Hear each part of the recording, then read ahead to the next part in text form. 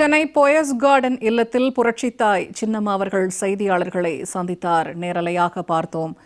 சந்திப்பின் போது அனைவரும் ஆவலுடன் எதிர்பார்த்து காத்திருந்த புதிய கட்சியின் பெயரை அறிவித்தார் புரட்சித்தாய் சின்னம்மா. அனைத்திந்திய புரட்சி தலைவர் மக்கள் முன்னேற்றக் கழகம் என்ற புதிய கட்சியின் பெயரை அறிவித்து கட்சிக்கான சின்னத்தையும் அறிமுகப்படுத்தினார். நேரலையாக பார்த்தோம். கட்சியின் சின்னம் தென்னந்தோப்பு சின்னம் என்று அறிமுகப்படுத்திய காட்சிகளை தற்போது நாம் பார்த்து வருகிறோம்.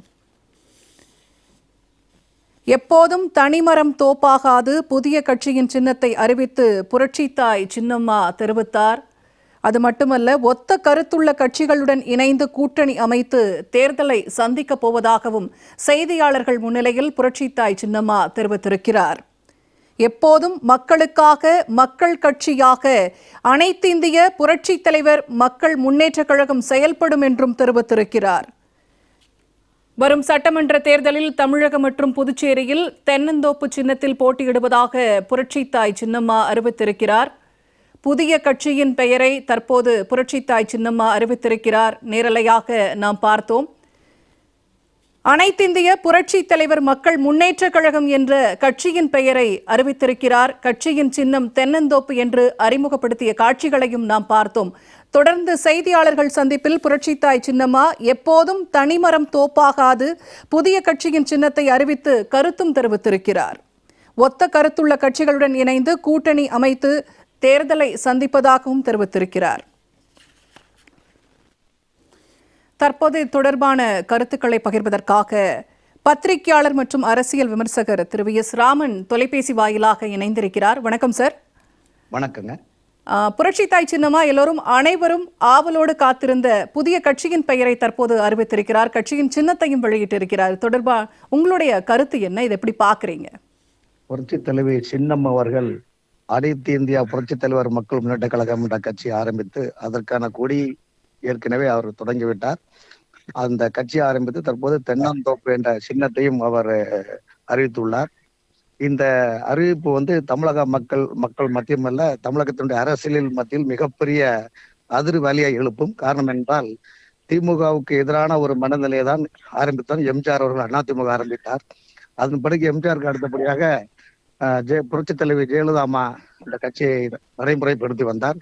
அதன் பிறகு தமிழகத்தில் திராவிட கட்சி கழகத்தினுடைய 4வது வாரிசாக தியாக தலைவி சின்னம்மா தொடர்ந்து நிலைப்பாடுக்கு எடுத்து வருகின்ற சூழ்நிலையில் எதிரிகளின் சூழ்ச்சி வேலையால் இந்த கட்சி சிறு தேங்காய் ஆகி கட்சியுடைய நம்பிக்கை விசுவாரிகளும் எதிரடையில் சென்று விட்டார்கள். ஆகவே தமிழகத்தின் மக்களுடைய நலனை கருதி, தமிழகத்தினுடைய வாழ்வாதாரத்தை கருத்தில் கொண்டு, தமிழகத்தில் அதிமுக தொண்டர்களின் எதிர்காலத்தை கருத்தில் கொண்டுதான் தியாக தலைவி சின்னம்மா அவர்கள் இந்த புதிய கட்சியை அறிமுகப்படுத்தியுள்ளார். இந்த கட்சி மிகப்பெரிய மாற்றத்தை உருவாக்கும், தமிழகத்தினுடைய இப்போதைய அரசியல் சூழ்நிலையில் மிகப்பெரிய அதிர்வலியை உருவாக்கும் என்பது என்னுடைய கருத்து. சரி, இப்ப புரட்சித்தாய் சின்னம்மா கட்சியின் பெயரை எப்ப அறிவிப்பாங்க, என்ன பெயர் அப்படின்னு எல்லாரும் ரொம்ப ஆவலோட காத்திருந்த நிலையில இன்னைக்கு அந்த பெயரையும் கட்சிக்கான சின்னத்தையும் அறிவித்திருக்கிறார். திமுகவோட ஆட்சியை ஓட விரட்டுறதுதான் ஒரே முக்கியமான கொள்கை அப்படிங்கிறதையும் பகிர்ந்திருந்தார். செய்தியாளர் சந்திப்பை நீங்க பார்த்திருப்பீங்க. இதை பத்தி சொல்லுங்க.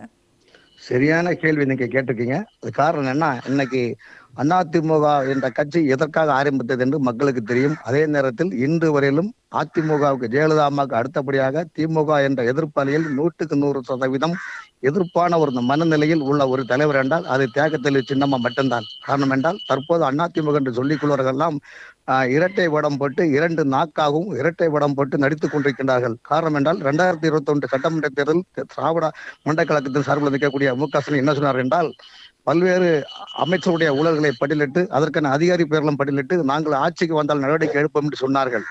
ஆனால் இந்த ஆட்சிக்கு வந்தவுடன் அவர்களுக்குள் 2.5 கலந்து அம்பியாவதி அமராவதியும் போல், லைலாவும் மஜ்னுவும் போல், துசுந்தரும் சகுந்தரும் போல், இனவே 40 போல் இரண்டு கட்சிக்குழுக்குள் ரகசிய ஒப்பந்தம் செய்து கொண்டார்கள். அந்த ஒப்பந்தத்தில் எந்த காரணம் கொண்டும் தியாக தலைவி சின்னம்மா அவர்களை ஒருங்கிணைந்து செயல்படுத்த விடக்கூடாது என்று திமுக கொடுத்த அசைன்மெண்டை தான் இப்போது எதிரணிகள் செயல்படுத்தி கொண்டார்கள். இதை நன்கு தியாக தலைவி சின்னம்மா அவர்கள் புரிந்து கொண்டார்கள், அறிந்து கொண்டார்கள். ஆகவே துரோக கூட்டத்திற்கு பாடம் புகட்ட வேண்டும். தமிழக மக்களுக்கு உண்மையான திமுகவுடைய மனநிலையும் அவருடைய பொய் பித்தாட்டங்களையும் இந்த ஆட்சியுடைய அலங்கோலத்தையும் நாளொரு மேனியும் கொழுதுருவனமாக கொள்ளை, வழிப்பறி, கற்பழிப்பு, ராப்பறி, ஸ்னேச்சிங் அத்தனை சமூக விருத்தியில் ஆட்சி நடைபெறுகின்றது. இதை எதிர்கட்சி வரிசையில் இருந்து தோலிருந்து காட்டக்கூடிய ஒரே தலைவர் தமிழகத்தில் தேகத்தில் சின்னமாக தவிர்த்து வேற யாரும் இல்லை என்பது என்னுடைய பதிவு. சார், இப்ப அனைவரும் ஒற்றுமையாக செயல்படணும், ஒருங்கிணையணும் அப்படிங்கிற ஒரே விஷயத்தை தான் பல வருடங்களா முன்வைத்துட்டு இருக்காங்க புரட்சி தாய் சின்னம்மா. அந்த எண்ணத்துக்கு ஏற்ற மாதிரியே சின்னம் கிடைத்திருக்கிறது. தனிமரம் தோப்பாகாது அப்படின்னு சொல்ற மாதிரி ஒரு தென்னந்தோப்பு சின்னம் ஒற்றுமையை குறிக்கும் வகையில கிடைச்சிருக்குது. எப்படி பாக்குறீங்க? தென்னந்தோப்பு என்பது தமிழகத்தை பொறுத்தவரையும் பல நூற்றாண்டுகளாக விவசாயிகளுடைய ஒரு தனித்துவமானது. காரணம் என்றால் வீட்டுக்கு எப்படி பிள்ளைகளை வளர்க்கோமோ அதே போல் வீட்டுக்கு தென்னம்பிள்ளை ஒரு மிகப்பெரிய வரப்பிரசாதமாகும். அதாவது எம்ஜிஆர் அவர்கள் சொல்வார், பிள்ளையை பெற்றால் கண்ணீர், தென்னை பெற்றால் இளநீர்னு சொல்வார். அதே போல் தென்னை மரம் தமிழகத்தினுடைய ஏழை எளிய மக்களின் மனதில் நீங்கா குடியிருக்கக்கூடியவர். அன்றாட நம்முடைய இளநீரிலிருந்து தேங்காய் எண்ணெயிலிருந்து எல்லாமே தென்னை மரம், எதுவுமே கழிவு ஆகாது. தென்னை மரம் இன்னைக்கு ஒரு மக்கள் மத்தியில மிகப்பெரிய எழுச்சியான சின்னம். எப்படி எம்ஜிஆர் அவர்கள் இரட்டையிலேயே தூக்கி பிடித்தாரோ அதே போல் தென்னை மரம் சின்னம் தேகத்தில் சின்னமா மூலமாக கிராமத்தில் உள்ள பட்டி தொட்டெல்லாம் ஏழை எளிய மக்களுடைய மனசில் பதியக்கூடிய அருமையான ஒரு சின்னம் என்பது என்னுடைய பதிவு. இணைப்பில் உங்களுடைய கருத்துக்களை பகிர்ந்து கொண்டமைக்கு மிக்க நன்றி சார். நன்றி.